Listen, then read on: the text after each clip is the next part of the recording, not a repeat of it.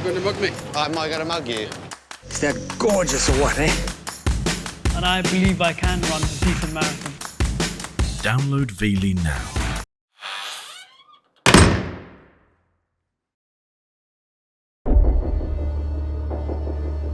In March 2013, a man walking his dog on the outskirts of Peterborough in Cambridgeshire made a shocking and grisly discovery. Dumped in a rural ditch was the body of a man who'd been violently stabbed to death. The police didn't know it yet, but there was a serial killer on the loose. When is the next body going to turn up? We've got to find out who did this, and we've got to find it quickly. The investigation would lead detectives to a woman, a violent individual who'd killed without hesitation or remorse, and for no other reason than the pleasure and gratification it offered her. She is heartless, ruthless, and sadistic. During a 12-day killing spree, Joanne Dennehy butchered 3 men and left a trail of destruction that stretched from east to west across the UK. She's not somebody who feels bad, who feels remorseful, who regrets things. She does what she wants to do, and she doesn't care about the consequences. Joanne Dennehy had ruthlessly become one of the world's most evil killers.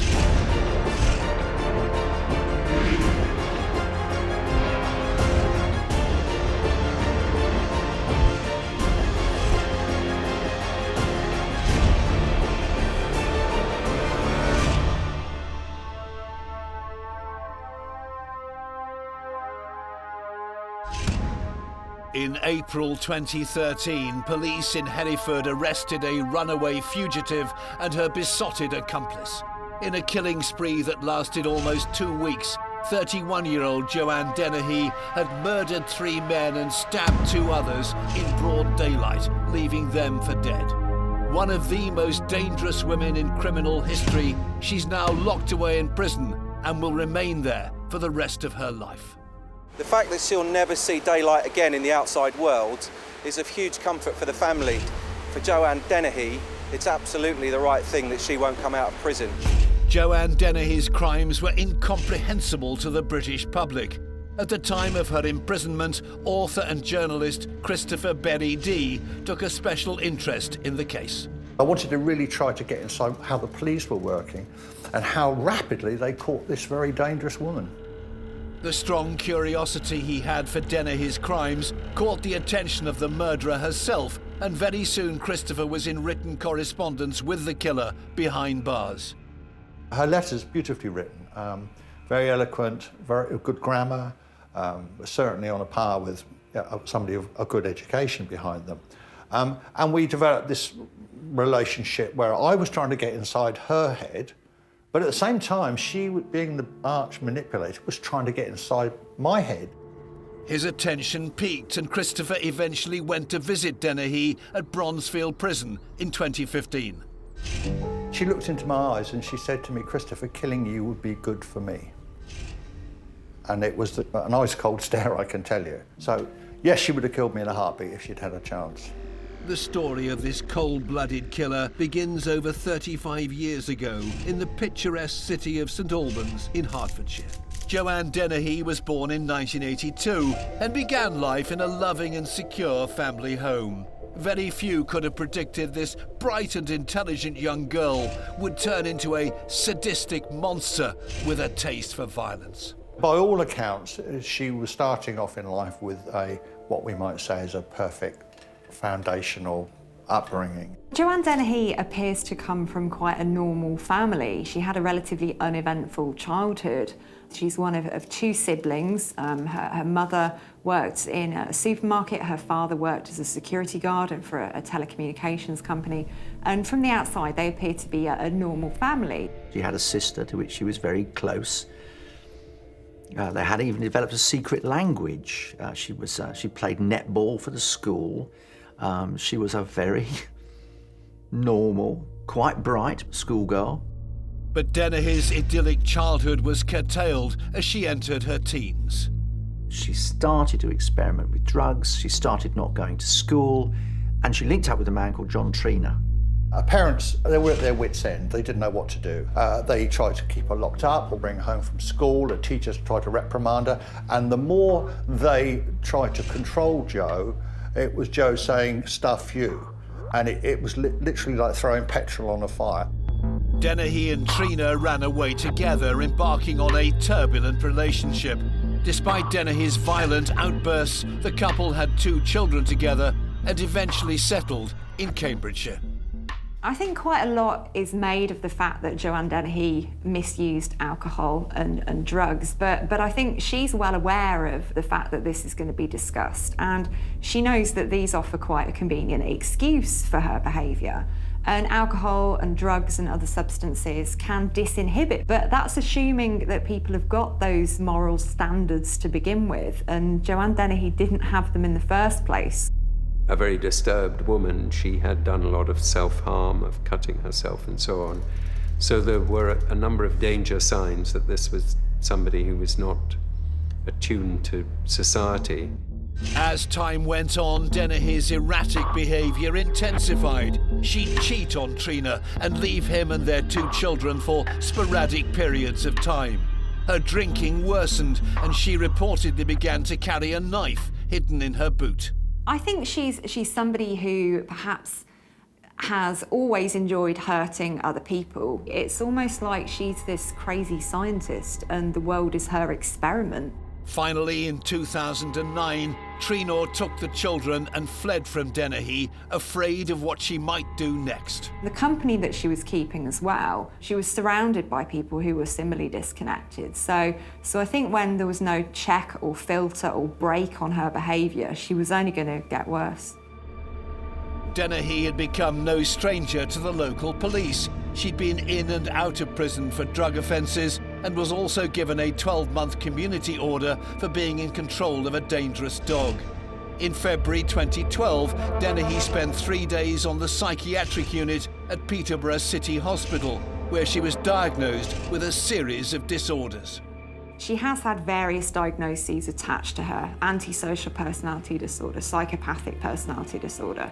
And these are conditions, they're not mental illnesses. And there's a real important difference between the two, because people with personality disorders know the difference between right and wrong. They're fully rational, they're in control of what they're doing, but they choose to do it anyway. So she's not somebody who feels bad, who feels remorseful, who regrets things. She does what she wants to do, and she doesn't care about the consequences. By 2013, 31-year-old Dennehy had settled in a small bedsit in Byfield, a housing estate in Peterborough. But the local residents were unaware of her troubled past or her violent nature. One of Dennehy's new neighbours was Michelle Bowles. She was polite to me. But I wouldn't melt on her mouth, basically. She was well-spoken to me and never swore. She was actually quite pleasant, do you get what I mean? I showed her respect. She loved babies. She was excellent with children. I didn't have a problem with her. When I saw her or spoke to her, I said hello, she said hello back. But other residents were not so sure. Michelle's friend John Chapman lived in the same building as Dennehy. He was a Falklands War veteran who'd fallen on hard times. I don't know what regiment he used to be in. I should know, because the amount of stories he used to say. It's just John being smiley all the time and happy and nice to know. But John Chapman didn't smile when Joanne Dennehy was around. John was petrified. John came in mine and he said, on several occasions, there's this mad woman moved in. She says she's going to get rid of me, whatever way she can. And he was right to be afraid. In just a few months, Joanne Dennehy's threats would turn to violence, and John Chapman would be dead. In early 2013, Joanne Dennehy was living in sheltered housing in Peterborough following the breakup of her relationship. Her ex-partner had left her after becoming increasingly concerned about her erratic and sadistic behaviour. The bedsit that Dennehy now called home was managed by Kevin Lee, a father of 2 who lived in Peterborough with his wife Christina. She remembers hearing about this strange new tenant. Christina has asked for her identity to be concealed. He was stressed with work, the money element of it. It was turning into kind of a nightmare, really. It was getting a little bit unmanageable. Kevin used to house disadvantaged people. So he'd done it for years and obviously was used to giving people chances. And so he did with her. But Kevin Lee and Dennehy's relationship quickly grew into more than just a business one. Lee began to employ Dennehy as a rent collector. Obviously, I wasn't aware at the time. To me, it would have been just another tenant. And he just said about this woman and that she's really tough, really hard. He needed to evict some people and whether she was threatening, and it suited him because he wasn't getting any joy from the council. So I think she had a bit of wellies and, you know, really big mouth and threatening, and I don't know whether that, at the time, he thought that was his only way out and to deal with these people. 48-year-old Kevin Lee became infatuated with the younger Dennehy, and they soon became lovers. In exchange, Dennehy was living rent-free in at least 2 of Lee's properties across Peterborough. In a household, that becomes quite apparent if someone's behaviour's sort of changed and didn't seem quite himself. Dennehy would make up unnerving stories to impress her new landlord and lover. At one point, she told Kevin Lee her father had abused her and that she'd killed him. Absolute nonsense, of course. Never did anything of the kind. She was neither abused nor was he dead. But she was also a pathological liar. Kevin just said about her that she spent 8 years in prison because he raped her as a child, abused her as a child. It's not unbelievable story, but then when Kevin said that she'd also killed other people and that she hadn't got caught for those, it sounded a bit far-fetched. I didn't know what to think. I didn't know whether it was a truth or whether it was just a load of old rubbish. But it wasn't long before Joanne Dennehy turned her murderous fantasies into reality. 31-year-old Lukas had moved to the UK from Poland in 2005. After meeting Dennehy a few days previously, he began exchanging text messages with her. On the 19th of March 2013, Slabozevsky went to visit Dennehy at one of the houses she was staying in on Rolleston Garth and was never seen alive again. She almost certainly lured this man with the promise of some kind of sexual favour. But without a moment's hesitation, she stabbed him through the chest once, very, very hard, killing him almost instantly. Slabozevsky had been coaxed into Dennehy's deadly embrace. She led him to believe the pair were in a relationship. He willingly and naively entered the trap she'd laid for him. Everybody that comes into contact with Joanne Dennehy, it's like falling into a spider's web, and you can't get out. Men can't get out. They become entranced by her for all sorts of reasons. Dennehy had complete disregard for the life she'd just taken.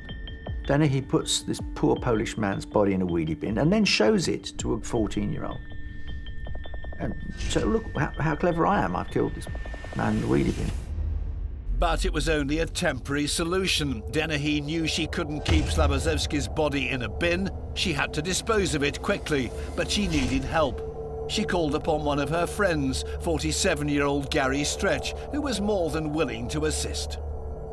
Joanne Dennehy is quite bright, she's quite clever, so she's able to exert quite a lot of control in her interactions with other people, and that's what makes her exceptionally dangerous. Now, looking at the relationship that Joanne Dennehy had with her accomplices, I think she was able to charm these men. She was able to kind of lure them in, really, and they would have been flattered by her attentions. You know, here she is, this younger woman wanting to spend time with them. These were men who had quite dull, quite boring lives, and I think they were quite excited to get involved in what Joanne wanted to do. At 7 foot 2 inches tall, Gary Stretch towered above Dennehy's slight frame. An unsuccessful burglar, Stretch was absolutely infatuated by her twisted and lethal charms. Gary Stretch and Joanne Dennehy met when both of them were on parole from prison for various offences. She realised that she could use him to do whatever she wanted. He was her bodyguard, her minder.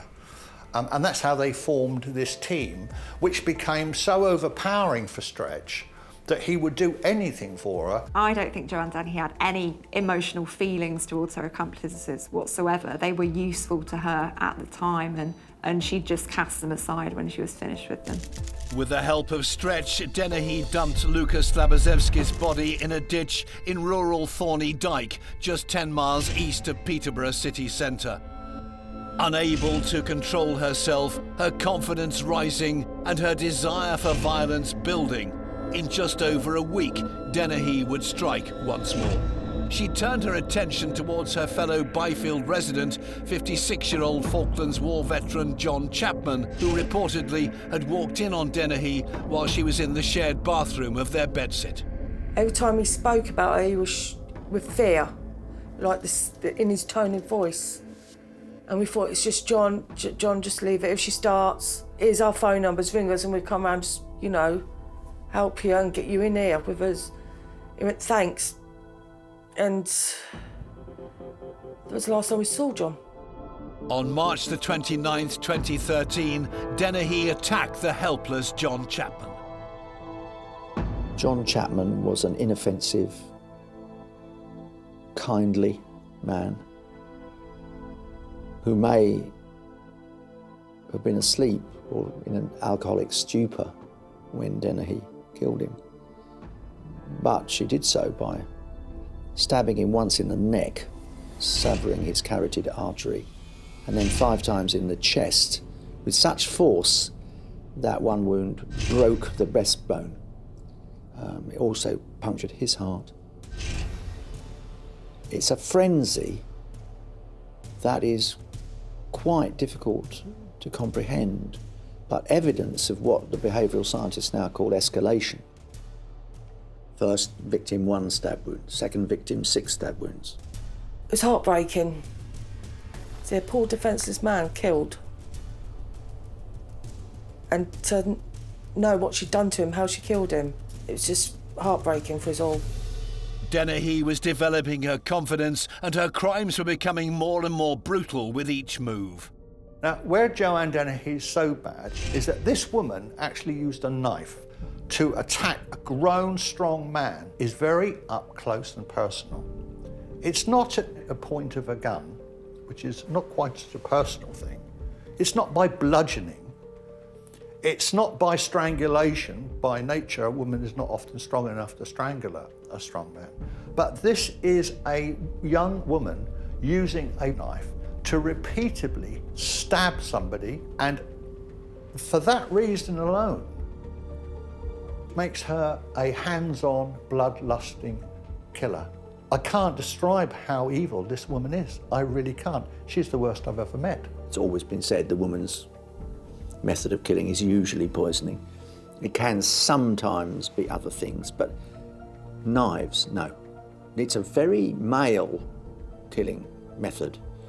And it's led some people to speculate that Dennehy was to some extent trying to be more male, more masculine than the men around her, because she felt they were rather weak and feeble, and she had to be the boss, and being a boss meant you were male.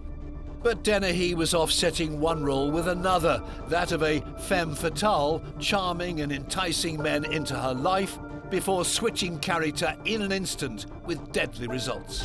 We're quite quick to point to Joanne Dennehy's masculine traits because they're the ones that are most visible to us. Her aggression and her violence and the very brutal way in which she perpetrated these murders. But I don't think she's somebody who would be like that all the time, because that wouldn't serve her needs all of the time. I think sometimes she was feminine and she was demure. In a way, she's somebody who will just adapt her behaviour. So it's very difficult to know who the real Joanne Dennehy is. After killing John Chapman, Dennehy didn't hesitate in continuing her rampage. On the very same day, she'd strike again with fatal consequences.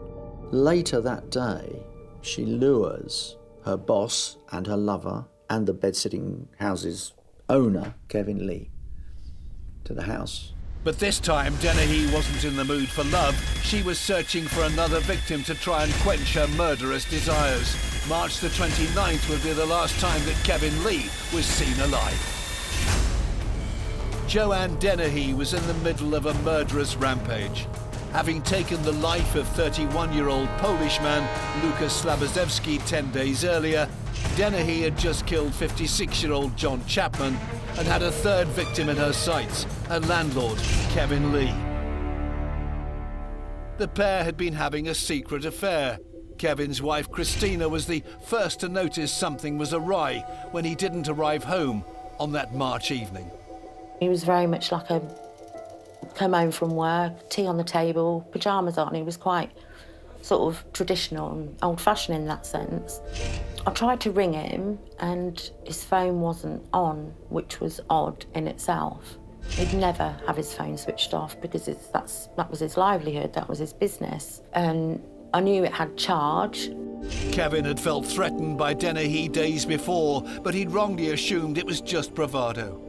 Kevin did tell me that she'd told him that she wanted to kill again, and I think that was the crucial thing, because it wasn't just a case of bragging or mentioning that she'd committed murders in the past. It was the fact that she specifically told him she wanted to kill again. So that's going to unnerve anybody, false or not. It's just not a thing that normal people say. Hours passed. Growing desperately concerned, Christina, with the help of Kevin's business partner, Paul Creed, tried to trace Kevin. I asked Paul to look at Kevin's phone records, so he gave them to me, and there was a number that kept appearing on the telephone, and I said to Paul, which houses are empty at the moment because they need work doing to them. And he gave me a list, and I subsequently just went round to each of those properties. I knew he was in trouble, put it that way, at that point. I knew there was something not right. I knew Kevin wasn't coming home. Christina began an urgent hunt, unaware her search was in vain. Dennehy had already struck. She'd stabbed Kevin Lee to death at the same house in Rolleston Garth where she'd murdered Lukas 10 days earlier. Lee was Dennehy's third victim. I wouldn't describe Joanne Dennehy as a serial killer. I would describe her as a spree killer, because there didn't seem to be any points during her killing spree in which she returned to any semblance of what was a normal life for her. It tended to be a continuous chain of events. What is not in doubt is that these first three victims were simply a prelude to what she hoped would be a further spree. Dennehy, again with the help of Gary Stretch and this time another accomplice, Leslie Layton, deposited the bodies of John Chapman and Kevin Lee on the outskirts of town. Chapman was placed at Thorney Dyke, the same spot where they dumped Lukas Slabozewski's body 10 days previously. Kevin Lee was left 10 miles further north at nearby Newborough. Dennehy dressed Lee's body in women's clothing and left him positioned in a grotesque and crude manner with his buttocks exposed. I think Joanna Dennehy was unusual in that she liked humiliating her victims. There was clearly a modus operandi there, and there was clearly a motive, the pleasure of killing somebody rather than doing it for some particular reason. Oblivious to the fate of her husband, Christina Lee was becoming increasingly concerned about Kevin's whereabouts.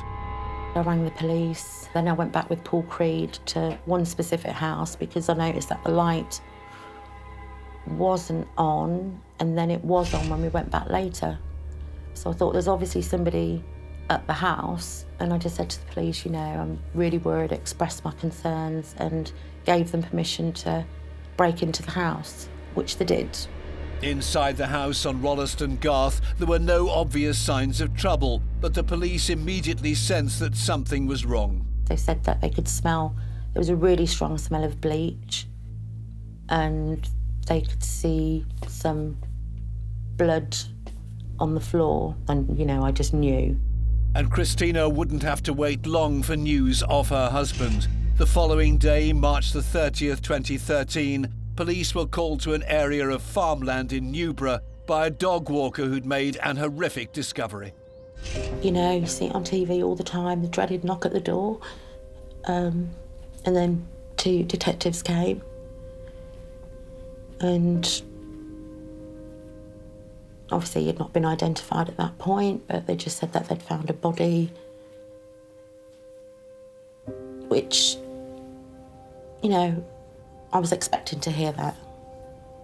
So they just kind of told me what I was expecting to hear. You don't feel anything because you know.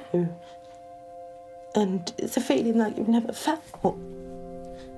So, you know, where some people might think you'll be doing this, you'll be doing that.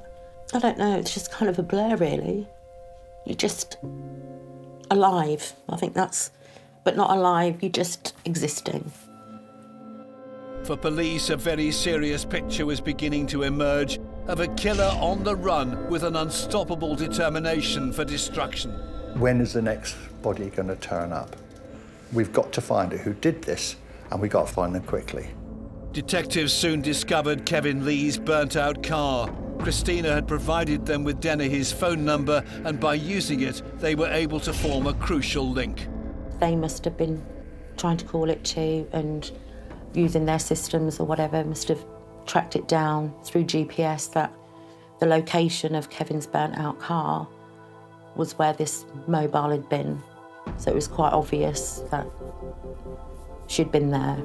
They realised that he knows somebody called Joanne Dennehy, and there was an affair between them. And then they came across a man called Leslie Layton, who they interviewed. He tried to cover up, he didn't know anything about them, where they were, which in fact he did. He soon cracked because he was weak-willed, spineless. And he said, yes, Dennehy and Stretch are on the run. They've gone east and they'll probably come west. And with that, the police went wallop. They issued a national wanted alert for every agency in the country to find this couple as quickly as possible. Dennehy and Stretch were now wanted fugitives. She revelled in the idea, high on the thrill of being on the run. She loved the notoriety of it. She relished the fact that the men around her were frightened of her. In an attempt to try and evade the authorities, Dennehy and Stretch first headed to Norfolk, where they burgled a house. They then made their way across country to Hereford with the intention of selling the stolen goods to help fund their escape. Dennehy and Stretch became a sort of I hate to say this, a Bonnie and Clyde type outfit. Their faces were in all the newspapers now. They were wanted, most wanted. After they burgled another property in Hertfordshire, the pair stopped 20 miles outside of Hereford to liaise with a man named Mark Lloyd, who joined Dennehy and Stretch on the journey. They get an accomplice or a friend of theirs to bring the stolen property into Hereford town to sell it, and it's at that point that Dennehy decides she wants to kill again. It had been 4 days since the murders of John Chapman and Kevin Lee. On April the 2nd, 2013, with Mark Lloyd in tow, Dennehy was caught on CCTV entering this small shop in Hereford at 3:30 p.m. She's seen pointing at the cashier in a threatening manner. Just 10 minutes after this footage was captured, Dennehy, in an unprovoked random attack, attempted to murder a fourth man. She had this terrific anger and bloodlust. She's had a quarter bottle of whiskey. She's been smoking roll-ups, and she suddenly sees a man walking his dog in broad daylight, and she says to Stretch, stop the car, I want to kill him. Brandishing a knife, Dennehy jumps out of the car and runs up behind him and stabs him in the back. Dennehy's unfortunate victim was Robin Baressa, a 63-year-old retired fireman. You knew exactly what she intended to do. I'm going to kill you, she said to the fireman. I want to hurt you, I'm going to kill you. And she plunges this 5-inch lock knife into his back, time and time and time again. The man thought he'd been punched. He turned around and saw her covered in his blood. He collapsed. She calmly walked away and got in the car and said to Stretch, no, let's go and find somebody else. Back in the car, Dennehy took the time to pose for this selfie. It seemed unbelievable to imagine, but she wasn't finished. Having felt the thrill of attack once, she hunted out her second victim of the day. 10 minutes after the first attack, she spots another man walking his dog, and it was the same bloodthirsty scenario all over again. She got out and she told Stretch to stop the car, she got out with this very small knife, walked up to him and plunged it into him time and time and time and time again. Can you imagine the shock? This man wouldn't have known what was happening. It's broad daylight. She's licking the blood off of the knife, his blood. He feels himself getting dizzy and sick. And then he collapses. And she takes this dog, walks casually back to the car. Another car passes and she waves at the people in it. They get in the car and off they go. This second helpless victim was John Rogers, a 56-year-old Hereford local. Dennehy stabbed him more than 30 times. It was an horrific and entirely spontaneous act, completely lacking in reason. It is a reflection of a brutality, a viciousness, a lack of any kind of control that makes Dennehy very unusual. She is a most frightening figure who behaves in the most obscenely violent way imaginable, almost defying belief.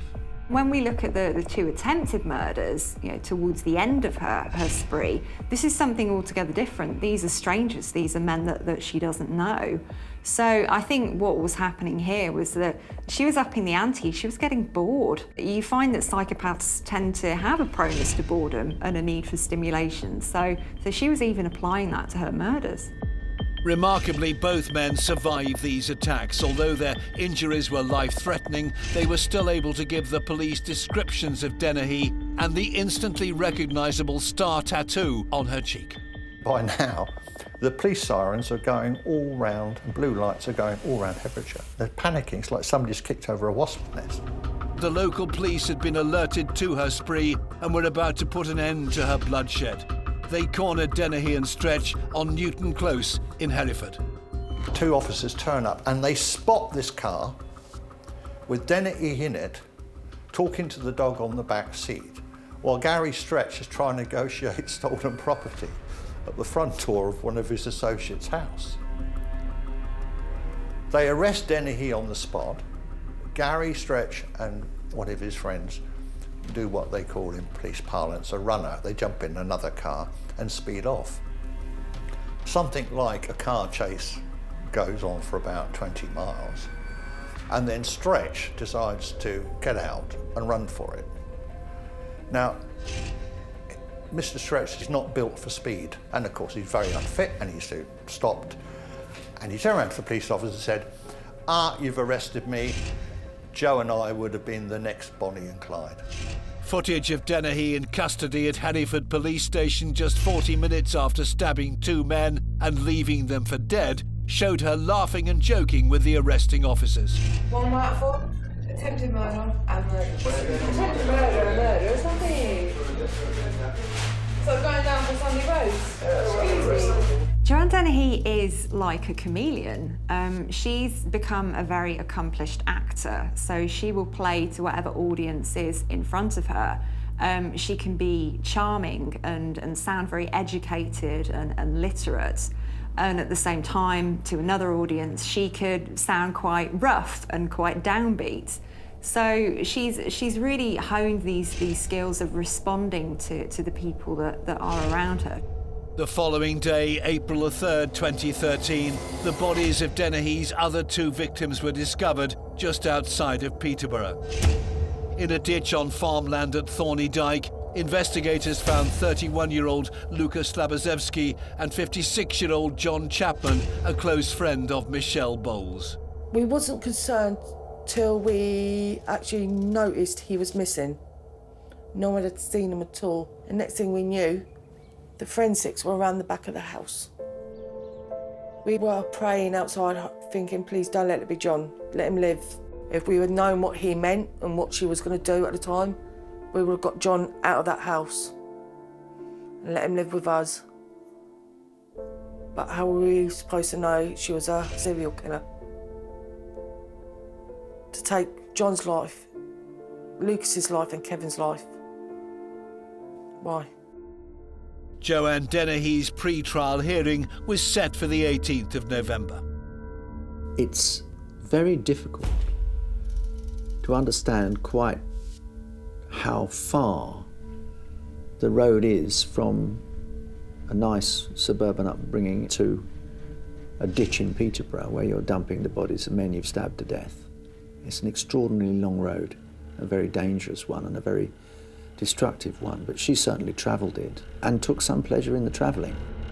At the hearing at the Old Bailey, Dennehy was devoid of remorse. She laughed as proceedings took place and stunned her legal team when she chose to plead guilty. The fact that Joanna Dennehy decided to admit murdering these three men and denying them a lawful burial took the whole of Court 2 by surprise, including her defence barrister, who said that proceedings weren't going as anticipated. So the judge asked Joanna Dennehy in the dock what she'd said. She told him, "I have pleaded guilty, and that's that." Karim Khalil, defending Gary Stretch, remembers the shock that rippled through the courtroom when this unexpected plea was heard. It surprised all, I think, but the judge, who seemed entirely satisfied with that result. Her counsel asked for time to speak with her to see whether she really had meant what she just said, and returned to tell the court that yes, she entirely understood the charges against her. She meant to plead guilty, and that was the end of it. Many of the serial killers I've interviewed, obviously as guilty as sin, try to hide behind the criminal justice system and use it as a defence, to retreat back into it, to use mitigation. I didn't intend to kill somebody, but I had a drink disorder or a drug disorder. I'm not culpable of committing these crimes, basically, I'm innocent. Joanne Dennehy is not like that. She just loved it. Kevin Lee's widow, Christina, couldn't bring herself to face the woman who dragged her husband down into her own sordid world and destroyed her family. I went to court, but I stayed in the family room. I didn't want to be in there because I didn't want that thing to ever see my face. I thought, you haven't got the luxury to grace my face, so therefore you shall not see me. She was that cocky and pathetic and so predictable. And I just thought it's just so abhorrent that I thought, no, it's just best off in another room. During the hearing, Dennehy's partner in crime, Gary Stretch, argued he was manipulated by her throughout the killing spree. Gary Stretch's position was that he had not known that she was going to kill any of the people that she killed, whilst accepting that after the event, he was made aware that she had killed people. And the difficulty, of course, that he confronted was the assertion that he was a willing participant in covering up those killings once he became aware of them. There's no question in my mind that Dennehy did influence Gary Stretch hugely. Joanne Dennehy is somebody who was very much in the driving seat all the way through the murders that she committed, and the men were just there in a supporting role. You know, she was the centre stage actor here, and I think the fact that she was doing this on her own, she wasn't coerced or compelled by anybody else, does make her quite unique. In a final act of defiance, Dennehy refused to relinquish control of her fate over to the legal system. She stood up in court and told the judge exactly how she felt. I don't want to be controlled by anybody. I don't want to be controlled by my lawyers, by the police, by anybody. And that's what she told the judge. Get stuffed, basically. Get stuffed, Your Honour. On February the 28th, 2014, Mr. Justice Spencer sentenced Joanne Dennehy to a whole life term. She became the first woman in British history to directly receive this highest of custodial sentences in a courtroom. Dennehy was immediately sent to Bronzefield Prison. She will never be released. Dennehy's accomplices were also imprisoned for their part in her crimes. Leslie Layton, who helped dispose of 2 of the bodies, received 14 years, and Gary Stretch received 2 life sentences. It was a bittersweet relief for Michelle Bowles. It's the victim's family as well that are carrying the life sentences, isn't they? Kev Lee's not going to see his kids have kids. Lucas is never ever going to have kids. John, you know, he's never going to be around again. None of them are. He wasn't a horrible person. He was one of the loveliest, genuine people you could ever meet. He really was. He would have done anything for anybody. It'll take years for Christina Lee and her family to get back to normal after Dennehy callously ended the life of her husband. Personally, it makes you want to rethink the death penalty. To me, that'd be too easy for somebody like that. Let them rot wherever they are, really. So, yeah, I expected that. I think it was just so hideous how a female, you know, it's hard to even think that's a woman. Would I say she got what she deserved? Not at all. She didn't get what she deserved. She just is where she needs to be. It's just everything has changed. You know, what was a family unit and people just going about their business, everything came crashing down. He was a laugh a second. He was one of the most optimistic persons I've ever come across. Never moaned about anything, not negative about anything. Any problem would be overcome. We laughed a lot. So, yeah, we had a lot of fun. Joanne Dennehy has refused to disappear quietly. Even in prison, she's continued to wreak havoc. From the day Joanna Dennehy was sentenced to prison, she has exhibited more antisocial behavioural traits, in as much as she's tried to escape twice. She wanted to chop the fingers off a prison officer and use that on the electronic keypads to get out. Dennehy's absolute lack of remorse and the savagery involved in her crimes are beyond the public's understanding of what a woman would usually be capable of. Joanne Dennehy was unusual in that the most notorious women murderers in this country have tended to be associated with a man, either Myra Hindley associated with Ian Brady, or Rose West associated with her husband Fred. Dennehy was kind of acting alone, although she had people helping her a bit afterwards, covering things up, but she was a kind of self-motivated murderer. I think the reason that we're so fascinated and so shocked by female serial killers is because of our general expectations of the role of women in society. We expect them to be the carers and the nurturers and the givers rather than the takers of life. Dennehy touched the public imagination because she was a young woman and one who seemed to contradict everything that most of us expect of women.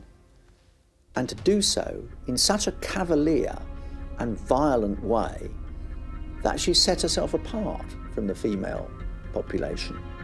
She's in prison now, and she's going to be in prison for the rest of her life. But Joanne Dennehy will not stop manipulating. She will manipulate the system. She'll work the system. And when the time's right, she'll definitely kill again. It's difficult to comprehend the insatiable killing spree of Joanne Dennehy.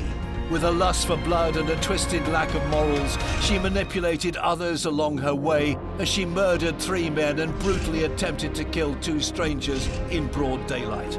The safest place for a dangerous individual like Joanne Dennehy is behind bars, which is where she will remain for the rest of her life.